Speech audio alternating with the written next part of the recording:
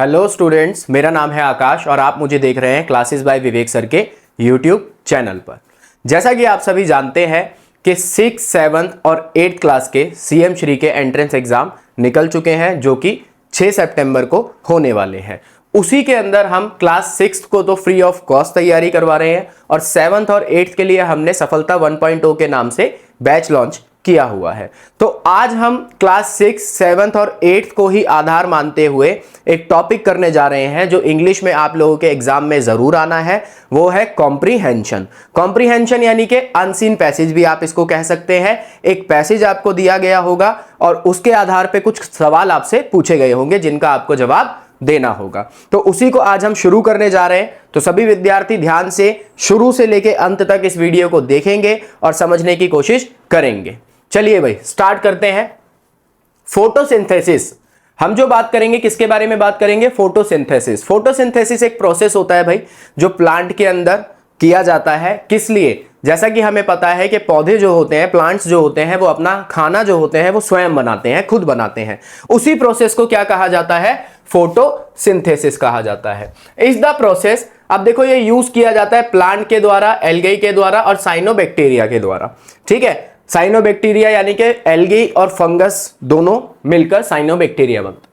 To convert light energy into chemical energy, ये क्या करते हैं भाई? हमें पता है प्लांट जो है लाइट को एब्जॉर्ब करते हैं और फिर उसको केमिकल एनर्जी में कन्वर्ट करते हैं जिससे वो क्या बनाते हैं? अपना फूड बनाते हैं। ठीक है, through a process that uses sunlight, water, carbon dioxide, इन तीन चीजों का वो इस्तेमाल करते हैं। This chemical energy is stored in the form of glucose और शुगर। ठीक है, और ये केमिकल एनर्जी उनकी बॉडी में किस फॉर्म में स्टोर होती है? ग्लूकोज के फॉर्म में। ठीक है, जैसे हम खाना खाते हैं तो वो भी तो हमारी बॉडी में जाके ग्लूकोज में कन्वर्ट होता है। Oxygen is also released as a by product, और फिर होता क्या है? प्लांट क्या करते हैं भाई? ऑक्सीजन को रिलीज करते हैं इसी प्रोसेस के दौरान। Photosynthesis is the foundation of the most life on earth, providing the food we eat and the oxygen we breathe.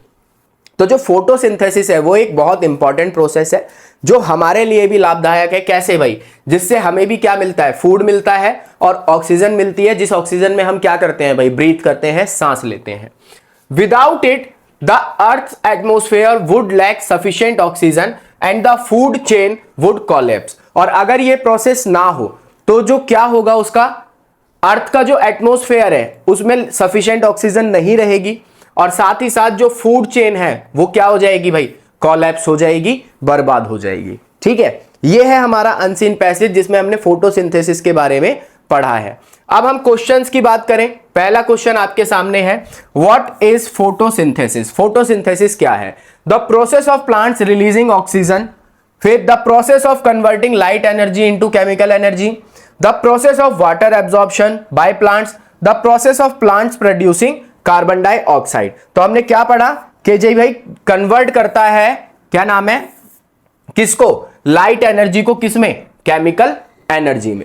Second question है आपके सामने, आपको दिखाई दे रहा होगा, what are the key inputs for photosynthesis, मतलब किन किन चीजों की जरूरत होती है फोटोसिंथेसिस के प्रोसेस को करने के लिए?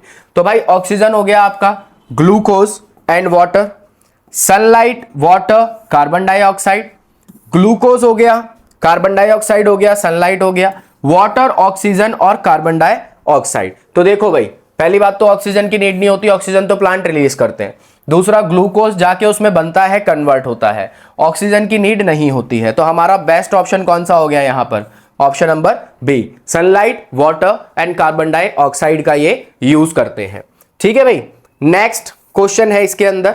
अभी हमने 3-3 क्वेश्चन के हिसाब से बनाया है, वैसे एग्जाम में आप देखेंगे तो ये आपको 5 क्वेश्चन के हिसाब से नजर आएगा। जैसे मैंने आपको हिंदी में गद्यांश करवाए थे, उसमें हर गद्यांश के साथ 5-5 क्वेश्चन थे।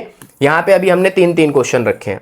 ठीक है, what is released as a by product of photosynthesis? क्या रिलीज होता है भाई बाय प्रोडक्ट के तौर पर जब फोटोसिंथेसिस का प्रोसेस चलता है? तो हमने पढ़ा क्या रिलीज होता है भाई? ऑक्सीजन रिलीज होता है। क्या रिलीज होता है? ऑक्सीजन रिलीज होता है। तो ये था आपका एक अनसीन पैसेज जिसमें हमने फोटोसिंथेसिस के प्रोसेस को पढ़ा, उसके आधार पे कुछ क्वेश्चंस डिस्कस किए। इसी प्रकार के क्वेश्चंस आपको अपने एग्जाम में देखने के लिए मिलेंगे। अनसीन पैसेज इसी प्रकार से सॉल्व किया जाता है। आप हमेशा ध्यान रखें, पहले अनसीन पैसेज को आप पूरी तरीके से पढ़ लें। एक बार पढ़ने के बाद आप उसको थोड़ा एनालाइज करने के बाद फिर सीधा क्वेश्चंस पे आ जाएं। ऐसा ना करें कि पहले आप क्वेश्चन पढ़ेंगे, ऑप्शन देखेंगे, फिर वहां जाके ढूंढना स्टार्ट करेंगे। इसमें समय बर्बाद होता है, इस बात को आप ध्यान रखें। चलिए भाई नेक्स्ट देखते हैं हम, अगला कौन सा करेंगे, डेमोक्रेसी करते हैं। चलो डेमोक्रेसी करते हैं। डेमोक्रेसी क्या होता है? डेमोक्रेसी करेंगे भाई। What is democracy? आपको पता है डेमोक्रेसी क्या है? लोकतंत्र। हम एक लोकतंत्र के अंदर रहते हैं, ठीक है ना भाई। डेमोक्रेसी में हम रहते हैं। डेमोक्रेसी के फायदे क्या है, डेमोक्रेसी होता क्या है, उसको हम समझते हैं। डेमोक्रेसी क्या है? Democracy is a system of government where supreme power is vested in the people and exercise by them directly और indirectly through a system of representation usually involving periodic free election. होता क्या है भाई democracy के अंदर? Elections होते हैं। Indirectly जो पावर होती है वो किसके हाथ में होती है? जनता के हाथ में होती है। वो अपना प्रतिनिधि चुनती है, सरकार को चुनती है, और उसको चुनने के बाद एक तरीके से वहां जो सरकार काम कर रही है उसको चुना किसने? हम लोगों ने। तो वो हमारे द्वारा ही काम कर रही है, ठीक है ना भाई। जिसके लिए क्या किया जाता है? इलेक्शन किया जाता है। आपको पता है 5 साल में इलेक्शंस हमारे देश के अंदर होते हैं, राज्यों के भी और सेंट्रल के भी। की principles of democracy include the rule of law, protection of human rights, political equality and majority rule with minority rights. होता क्या है कि प्रिंसिपल्स कौन से हैं डेमोक्रेसी के? जिसमें आता है लॉ, कानून हमारा, ह्यूमन राइट्स का प्रोटेक्शन, जितने भी ह्यूमन राइट्स है, मानव अधिकार हैं जो भी, उनका प्रोटेक्शन, पॉलिटिकल इक्वेलिटी, राजनीतिक समानता, and majority rule with minority rights. Minority मतलब जो जनसंख्या में कम होते हैं, कोई समुदाय है तो उसके राइट्स का भी ध्यान रखना। It is a form of government that aims to ensure that leaders are accountable to the citizens and that the will of people is reflected in governance। होता क्या है? कोई भी सरकार जो चलती है या कोई भी सरकार जो कार्य करती है उसमें यह नहीं है कि सरकार अपनी मर्जी से कुछ भी डिसीजन लेती चली जाएगी, लोगों को कोई फर्क ही नहीं पड़ेगा। सरकार क्या होती है? अकाउंटेबल होती है। किसकी तरफ भाई? लोगों की तरफ। अगर सरकार कोई ऐसा कदम उठाती है जो जनहित में नहीं है तो उसके लिए सरकार को लोगों को जवाब देना पड़ेगा, ठीक है भाई। While no democracy is perfect, it remains a widely admired system for its emphasis on freedom and citizens participation. जबकि कहा जाता है कि नो डेमोक्रेसी जो है वो एक परफेक्ट एग्जांपल है। कैसे? क्योंकि वहां पर widely admired by system for its emphasis, मतलब जो सिस्टम होता है वो अपने हिसाब से काम करता है, अपने तरीके से काम करता है, और सिटीजन पार्टिसिपेशन इसमें रहता है, ठीक है। क्वेश्चंस देखते हैं भाई। What is the core principle of democracy? Democracy का कोर प्रिंसिपल क्या होता है? आधार क्या होता है? Power held by a single ruler, ऐसा तो नहीं होता भाई डेमोक्रेसी में किसी एक व्यक्ति के हाथ में तो सारी पावर नहीं होती। Power vested in the people, क्या लोगों में ही सारी पावर निहित होती है? ऐसा भी नहीं है। Power exercise by a select few, power determined by heredity. भाई लोगों में ही सारी पावर निहित होती है क्योंकि लोगों के द्वारा ही एक व्यक्ति को चुना जाता है देश को चलाने के लिए। मतलब एक व्यक्ति नहीं, बहुत से व्यक्तियों को चुना जाता है। लोग अपनी आवाज के माध्यम से वहां तक पहुंचते हैं। Which of the following is a की प्रिंसिपल ऑफ डेमोक्रेसी? डेमोक्रेसी का की प्रिंसिपल क्या है? की principle suppression of human rights, human rights को दबाना नहीं। रूल बाय डिक्री, कानून के हिसाब से रूल करना। Political equality, unlimited power for leaders, क्या ऐसा होता है कि अनलिमिटेड पावर होती है लीडर के पास? भाई रूल बाय डिक्री, कानून के हिसाब से क्या किया जाता है? सरकार को चलाया जाता है, ठीक है भाई। नेक्स्ट अगर हम देखें, what does democracy aims to ensure regarding governance? Democracy का क्या एम होता है गवर्नेंस को लेकर? ठीक है। लीडर्स आर अनअकाउंटेबल, लीडर्स जो है अनअकाउंटेबल होते हैं, किसी के प्रति जवाबदेही नहीं होती। The will of the people is reflected, minority rule, restricted citizen participation, ठीक है। रिगार्डिंग गवर्नेंस ही पूछा है ना इसने, हमने क्या पढ़ा था इसके अंदर? Reflected in governance, accountable to the leaders and that the will of the people is reflected in governance. तो the will of the people reflected in governance, जो हमने इसके अंदर पढ़ा था। तो इसके आधार पे हमने 3 क्वेश्चंस को सॉल्व किया। आप एक बात ध्यान रखें, जरूरी नहीं है कि पैसेज ऐसा आ जाएगा कि सारी चीजें आपको पैसेज के अंदर मिल जाएंगी, मिलेंगी, लेकिन थोड़ा सा हमें उसको एनालाइज करना पड़ेगा, इस बात को आप ध्यान रखें। चलिए अगला देखेंगे हम, नेक्स्ट ले लेते हैं। हमने पढ़ लिया फोटोसिंथेसिस, पढ़ लिया डेमोक्रेसी, पढ़ लिया, ठीक है। इसके बाद वाटर साइकिल पढ़ते हैं। वाटर साइकिल, वाटर साइकिल क्या है, ठीक है भाई। वाटर साइकिल क्या होती है? वाटर साइकिल आपने साइंस के अंदर पढ़ा होगा, ठीक है ना भाई। वाटर साइकिल क्या है, कैसे पानी का मतलब किस तरीके से चीज़ें होती हैं, बारिश का होना, नदियों में पानी का आना, ये सारी चीज़ें, ये सब वाटर साइकिल का पार्ट है। The water cycle also known as hydrologic cycle, ठीक है, describes the continuous movement of water on above and below the surface of the earth. मतलब सारी मूवमेंट को बताते हैं इसके अंदर कि पानी जो पृथ्वी की सतह पे है, पृथ्वी के अंदर है, ऊपर है, ऊपर यानी कि जैसे बारिश का होना, बादलों का बनना। दिस साइकिल इन्वॉल्व सेवरल की प्रोसेसेस। इस साइकिल में कुछ की प्रोसेसेस होते हैं। क्या की प्रोसेसेस?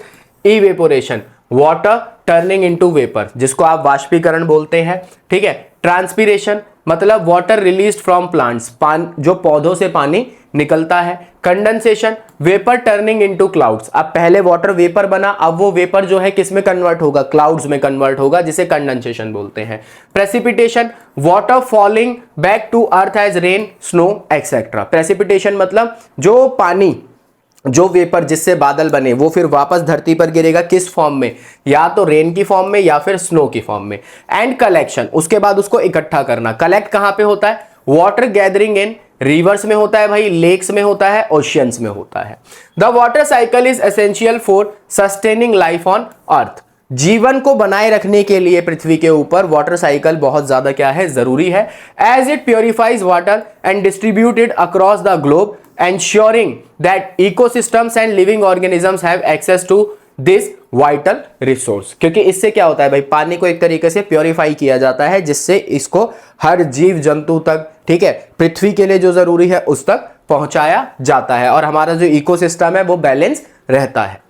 क्वेश्चन है, what is another name for the water cycle? हमने पढ़ा अनदर नेम हाइड्रोलॉजिक साइकिल। किस नाम से जाना जाता है भाई? हाइड्रोलॉजिक साइकिल के नाम से जाना जाता है। Which process involves water turning into vapour? कौन सा प्रोसेस है जो वाटर को किस में टर्न करता है? वेपर में टर्न करता है, दैट इज इवेपोरेशन। देखो इवेपोरेशन। अगला, why is the water cycle essential for life on earth? क्यों जरूरी है? It increases air pollution? नहीं। It distributes water and purifies it? It causes floods and droughts? It reduces the amount of water available? Option number B हमारा यहां पर सही हो जाएगा। ये पानी को डिस्ट्रीब्यूट करता है और उसको प्योरीफाई करता है, ठीक है भाई। तो हमने ये वाटर के बारे में बात की, पानी के बारे में बात की, जैसा कि आप लोगों को समझ में आ रहा होगा। और किसी भी प्रकार की अगर कोई समस्या रहती है तो आप हमें कमेंट बॉक्स में बता सकते हैं। ऐसी ही वीडियोस हम आपके लिए लगातार ला रहे हैं और लाते रहेंगे जब तक आपका एग्जाम नहीं हो जाता और आपका सिलेक्शन उसमें नहीं हो जाता, ठीक है भाई। चलिए आगे बढ़ते हैं। अगला नेक्स्ट हम करेंगे, इसके बाद हमने वाटर कर लिया, ठीक है। नेक्स्ट हम कर लेते हैं रीडिंग। रीडिंग करते हैं ना भाई, हम रीडिंग करते हैं, हम रीडिंग इसको करेंगे हम, रीडिंग को।